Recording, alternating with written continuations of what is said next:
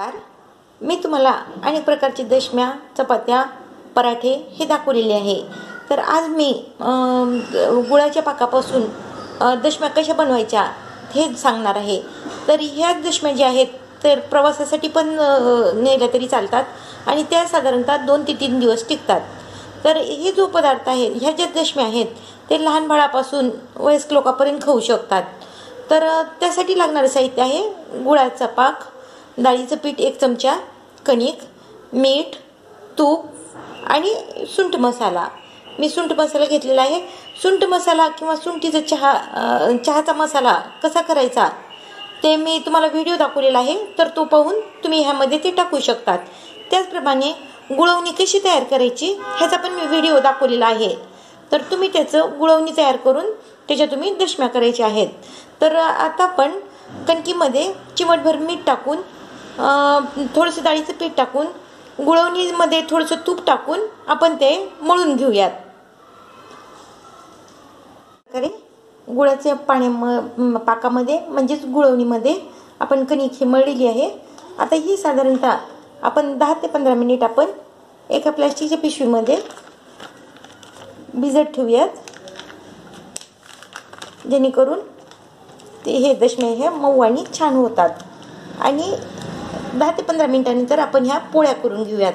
त्याचप्रमाणे ह्याला लावताना जेव्हा आपण चपाती शेकू तेव्हा आपण ह्याला तूपच लावून घ्यायचं आहे, ज्याच्यामुळे त्याची चव ही अधिक छान लागते। तर आपण आता दशम्या करून घेऊयात। 15 मिनिट ही कणिक ही मळण्यात आलेली आहे, भिजण्यात आली। तर कणिक ही अशा प्रकारे घट्ट मळायची आहे। आता आपण ह्याच्या छोट्या पोळ्या आणि छान करून घेऊयात। तर अशी गुळातल्या पाकातली जी दशमी आहे ती लाटून झालेली आहे। आता आपण तव्यावर थोडंसं तूप टाकून ही दशमी ही भाजून घेऊयात। आणि दशमी भाजताना पण आपण तूप लावूनच भाजून घ्यायची आहे। ह्यामध्ये तुम्हाला जर जायफळ आवडत असेल तर जायफळ पण टाकू शकतात। तर अशा प्रकारे आपण आता दशमी जी आहे ते आपण आता शेकून घेऊयात।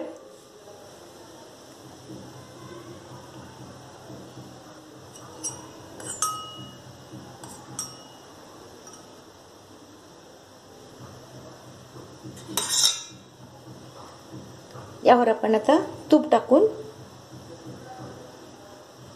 ही दशमी जी आहे ती शेकून घ्यायची आहे।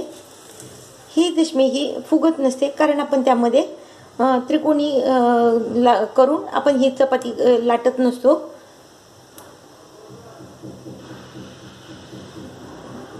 तर अशा प्रकारे आपण ही दशमी सगळ्या दशम्या करून घेऊयात।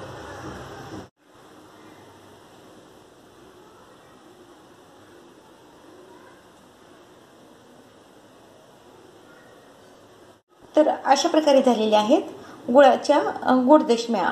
तर ह्या दशम्या ह्या प्रवासात 3 ते 4 दिवस टिकतात, त्यामुळे प्रवासामध्ये पण नेण्यासाठी ह्या दशम्या केल्या तरी चालतात।